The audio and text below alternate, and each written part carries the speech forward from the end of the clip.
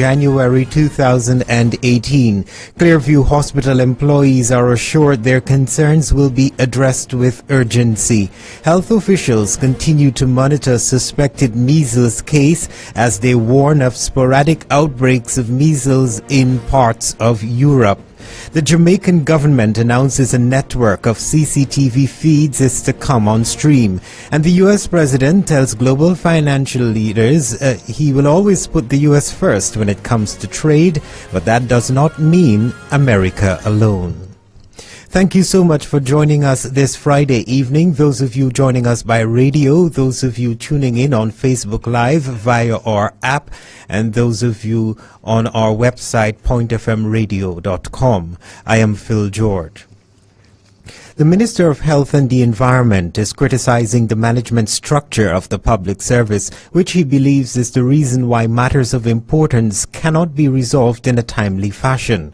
Speaking at a press conference today, Minister Malwin Joseph says the outdated system, which results in the lack of communication, is behind the issues employees are facing at the Clearview Psychiatric Hospital. Reiterating that his government will not accept responsibility for the many issues that are plaguing workers there, Minister Malwin Joseph says his government is committed to bringing relief to the numerous concerns. But he noted that an antiquated system is affecting output and the high standard required for human treatment. Minister Joseph says the current state of affairs at Clearview now requires him to take full control of the situation. I'm going to do what the people of Antigua and Barbuda have accused me of, and that is to micromanage. You see, this is the dilemma in Antigua and Barbuda. Whenever it is not done, the work is not done, the minister is put on the stage. But when the minister demands performance and the minister gets directly involved, the minister is accused of micromanaging. Well, let the micromanaging start. That is what is going to happen. These matters must be fixed, and they must be fixed immediately. Then you have issues such as cots and mattresses. Is this a matter for Minister of Health, that he has to find out that the mattresses are damaged, that they're not any longer sanitary? Well, this is a great surprise to me, and so I will take it upon myself to get the mattresses as well. With $1.7 million owed in risk allowance to Clearview employees and back pay from 2005, the health minister is appealing for patience on the part of staff as his negotiating team works to resolve the issues. The task of paying arrears that dates back to 2005 of May is what is the challenge of this government, and we have to be reasonable in this country. Joined with the health minister in reiterating that the concerns raised by unions representing the employees are being addressed to ensure the employees' safety and well-being. My role has been that of trying to alleviate and to bring some resolution to all that is happening. We have sought assistance from Public Works, as the minister would have said. We have also sought assistance from the Central Board of Health and the Antigua Public Utilities Authority, because there is a problem with the light posts at Clearview. We want to make the workers safe, so we have installed 3 posts and lights are being placed on these posts. The issues of the other two, the Nurses Association and the ABPSA, as it pertains to overtime and the uniform payment, these have been addressed. That's the Permanent Secretary in the Ministry of Health, Joan Carrott. In other news this Friday evening, the Ministry of Health is advising the general public to take necessary precautions when traveling to Europe, following reports of pockets of outbreaks of measles in parts of that region. The caution comes as the Health Department awaits the results of tests carried out on a woman suspected of contracting measles. Chief Medical Officer Dr. Rhonda Seeley-Thomas told reporters the investigation is extensive so as to ensure the disease is contained. Family members are being monitored and the investigation is also including secondary contacts. Of note is that this case, this important suspected case, has a history.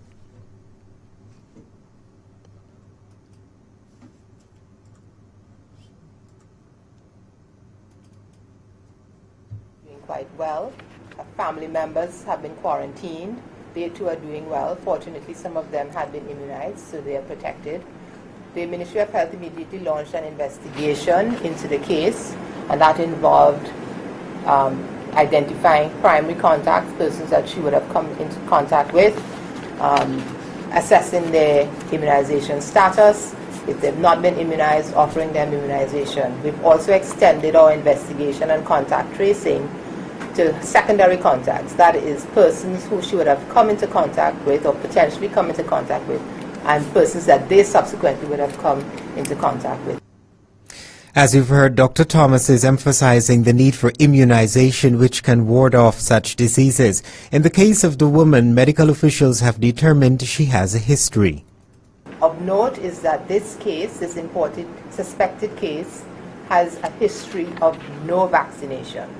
This person has never been vaccinated against measles, and of course, not being vaccinated, the case was susceptible and picked up the disease somewhere outside of Antigua and Barbuda.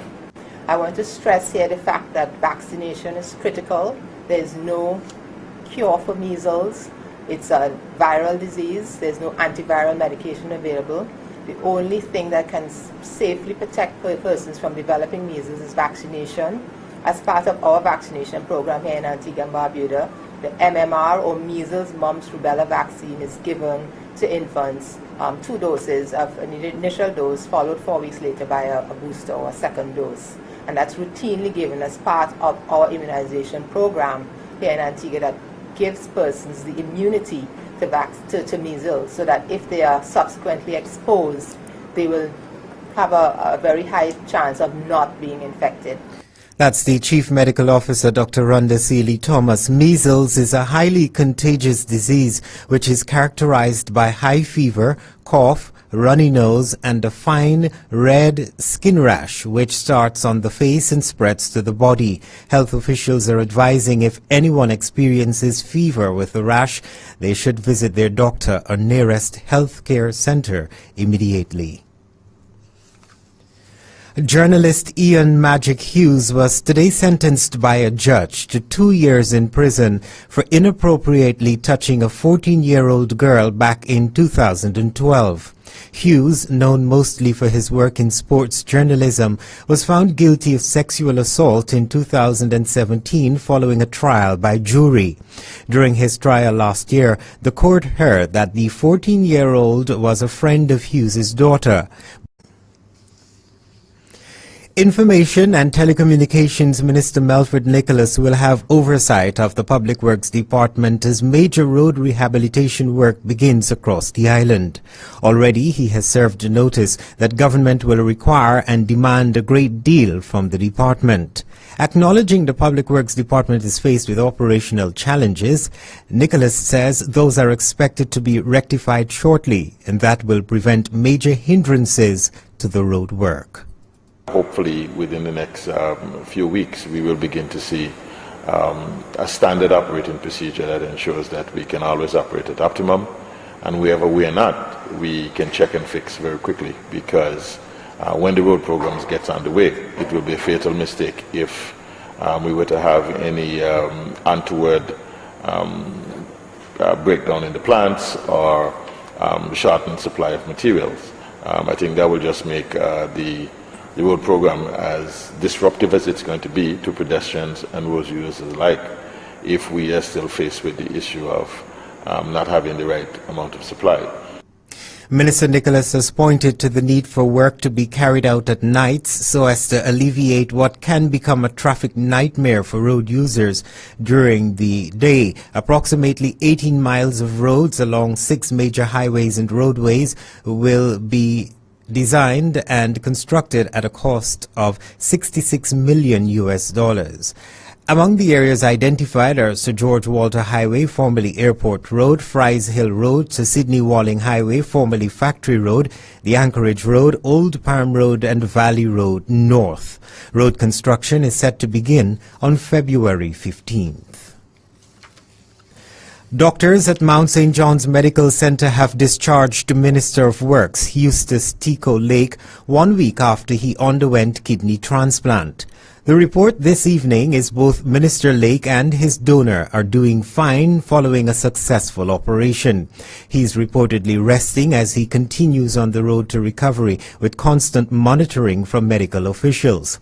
Minister Lake is the first high-level official to have undergone such a procedure in Antigua, a positive development according to Minister of Health, the Honorable Malwin Joseph.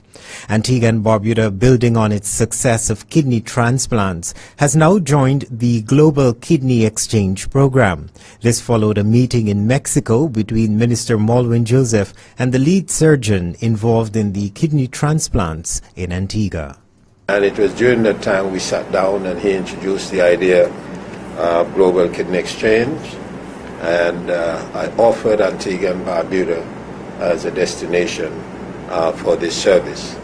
And at that time he indicated to me that there was a possibility that he would undertake surgery from a patient in the Philippines. And the conference ended, I came back, and lo and behold, that very patient came to Antigua and had transplant here. Now, why this is important is because all the other transplants occurred in the United States. And this is the first transplant under this program, the Global Kidney Exchange Program, that has occurred outside of the United States and has occurred in Antigua and Barbuda. Government is to upgrade the Edward Ward at the Old Halberton Hospital to transform it into a treatment center for persons with kidney disease. Antigua and Barbuda Transport Board is reporting it has banked at least $1 million in 2017. Updating Cabinet this week on the statutory body's financial standing, General Manager Hubert Jarvis reported that the Transport Board had moved from near bankruptcy to having a savings in excess of $1 million in 2017. The change in the Transport Board's financial standing is due in part to the importation of 6,000 additional vehicles over the past 3 years. According to Cabinet notes, under the law, statutory corporations that exceed their fiscal requirements are duty-bound to transfer their excess to the Treasury. It was agreed that the Antigua and Barbuda Transport Board will provide its excess to the Treasury for investment in road infrastructure.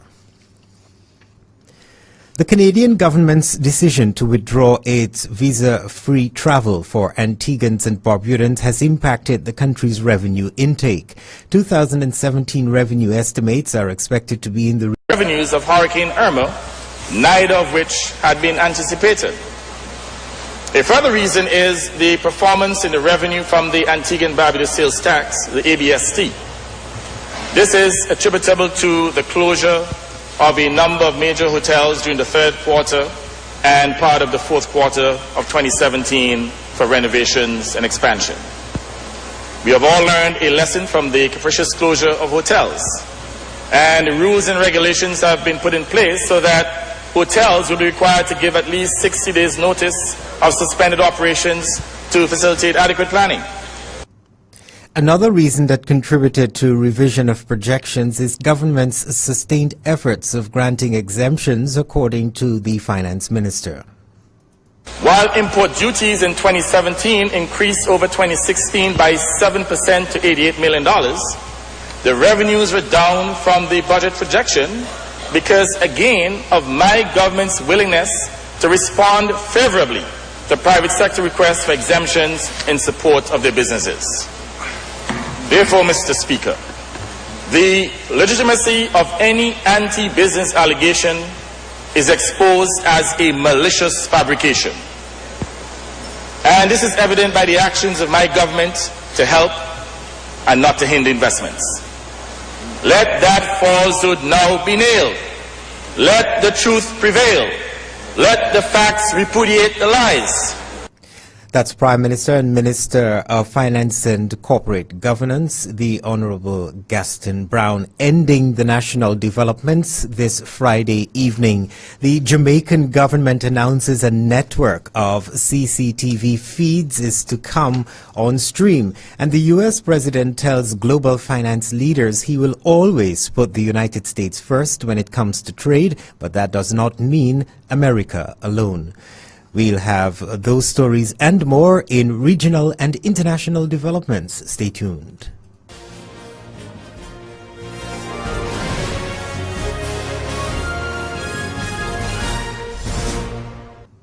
Welcome back. The time is now 12 minutes on the hour of 7 o'clock evening time in Antigua and Barbuda and the rest of the Eastern Caribbean.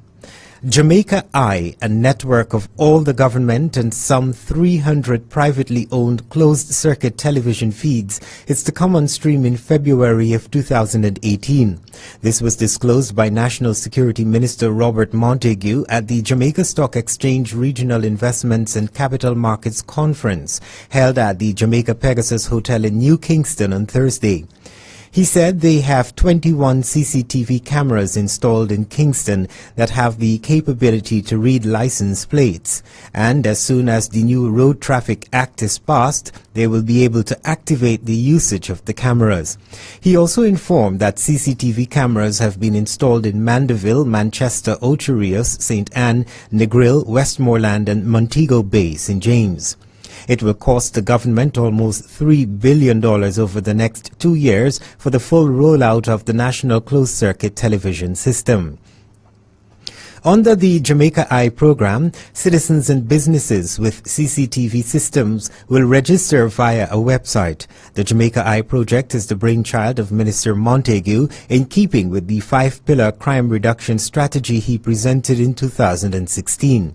It was further developed and refined after numerous consultations with public and private stakeholder groups in November last year, including the Montego Bay Chamber of Commerce and several stakeholders in Kingston and St. Andrew.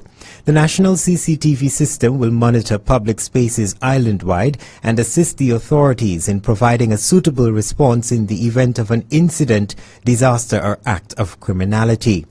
Meanwhile, Montague said the government is moving to amend the Criminal Justice Suppression of Criminal Organizations Bill, popularly called the anti-gang legislation. It will allow them to have a watch list. Senior Counsel Anthony Astafan is distancing the present Dominica government from any blame regarding allegations that a Dominican registered ship was involved in a suspected breach of the United Nations Security Council sanctions against North Korea. He told the state-owned DBS radio that the debate has to start and end with the October 1st, 1999 agreement signed by the then government of Dominica 3 months before general election, where the government gave transfer vested in transfer of goods with another tanker in defiance of UN sanctions. North Korea's development of nuclear weapons and missiles capable of hitting the United States has spurred deepening UN Security Council sanctions and stoked fears of a military conflict. Astafan, who has been a stout defender of the present administration, said the administration of Edison James should be asked questions about the arrangements that they entered with the American company Dominica Maritime Registry Incorporation in October 1999. After several years of ups and downs with some controversy in attempting to appoint a new permanent police commissioner, the Police Service Commission has selected Acting Deputy Police Commissioner Operations Deodath Dul Lachan to be Trinidad and Tobago's new top cop. According to the Trinidad Guardian, top sources within national security revealed yesterday that the PSC gave the nod to Dulal Chan, who applied for either of two posts, commissioner or deputy, a post in which he has been acting for almost 2 years. Yesterday, the Police Service Commission submitted the Commission's recommendations of 2 deputy police commissioners and a commissioner to the President. A source said Acting Deputy Police Commissioner Harold Phillip has also been selected to fill that vacancy. The source said Dulal Chan, who has been named Gold Commander for this year's Carnival, was recommended ahead of several other candidates, among them former National Security Minister Gary Griffith, Acting Police Commissioner Stephen Williams, and President of the Police Social and Welfare Association, Inspector Michael Seals, who is currently reading for his doctorate. Other officers who applied for the post of commissioner were Secretary of the Police Social and Welfare Association Anand Ramasar, Acting ACP Commissioner Erwin Hackshaw, retired Deputy Commissioner Glenn Hackett, and former police officer Wayne Hade. Dulal Chan has been a police officer for 37 years, and during his career he worked in several divisions. He is known to be a no-nonsense police officer. Now that a commissioner has been selected, the Parliament of Trinidad and Tobago still has veto power. According to Section 123(2) of the Constitution, Parliament can veto the decision of the PSC and force the search to be restarted. The next step in the process is for the President, in accordance with the Constitution, to issue a notification in respect of the highest graded candidates, which shall be subject to an affirmative resolution from the House of Representatives. In developments now internationally, President Donald Trump has told global finance leaders he will always put the United States first when it comes to trade, but that does not mean America alone. The U.S. is open for business, he said in his inaugural address to the World Economic Forum in Davos on Friday. But he continued to attack predatory trade practices, warning partners that the United States would not tolerate unfair trade. Mr. Trump's election campaign centered on America First, aiming to protect local manufacturers from foreign competition. The policy appeared to contradict the Davos conference's goal of promoting globalization and cooperation. Mr. Trump lauded the economic achievements of his first year in office, including cutting corporation tax and lowering the unemployment rate, and said the United States was more attractive than ever to foreign investment. "I'm here to deliver a simple message," he said. "There has never been a better time to hire, to build, to invest, and to grow in the United States. America is open for business and we are competitive once again." Taking credit for the strong economy in the United States, he urged foreign investors to bring their money, their jobs, and their businesses to America. A Canadian aerospace firm, which faced damaging import tariffs on one of its jets, has won a trade dispute in the United States. The UK government had suspected that Bombardier would lose, and unions feared sales and UK jobs connected to the C-Series would be hit. But in a surprise ruling, the United States International Trade Commission rejected a complaint brought by Boeing. Here's more in this BBC report. In a unanimous decision, the U.S. agency rejected hefty duties imposed on sales of Bombardier's new C-Series jets to American carriers. While Bombardier is cheering the news, Boeing is disappointed, saying, quote, "It will not stand by as Bombardier's illegal business practices continue to harm American workers." Both UK Prime Minister Theresa May per day. Officials are urging people to switch off their toilet cisterns and limit flushing to conserve water. The head of the provincial government said if the taps ran dry, it would be the disaster above all disasters. Helen Zeal said it was still possible to avoid what has become known as Day Zero, when the water supply will be shut off. She said a full crisis could still be averted if everyone used 50 liters or fewer a day. Cape Town, a popular tourist destination, has been hit by its worst drought in 100 years. Much of southern Africa has been recovering from a drought caused by the El Niño weather phenomenon following heavy summer rains. However, Cape Town is still gripped by a drought and has had very low rainfall for the past 3 years. That's a quick look at regional and international developments at 2 minutes on 7 o'clock. The weather report for Friday evening and into the weekend is next.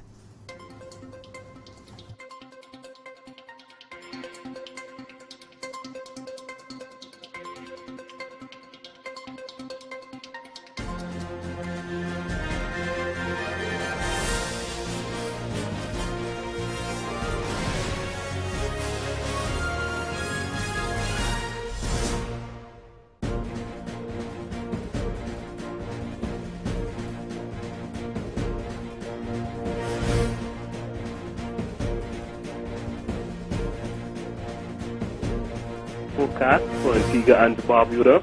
This is valid until 8 p.m. tomorrow, Saturday, 27th January 2018. A high-pressure system across the area will continue to strengthen rapidly, causing a significant increase in winds and especially the seas over the next 24 hours and beyond. In addition, these winds will transport shallow pockets of low-level moisture over and around the islands at times, which will maintain a moderate chance of passing showers.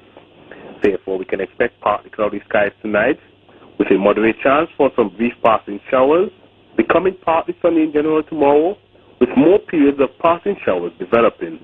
The winds will come from the northeast at 22 to 33 kilometers per hour, or 12 to 18 knots, gusting to 25 knots over open waters.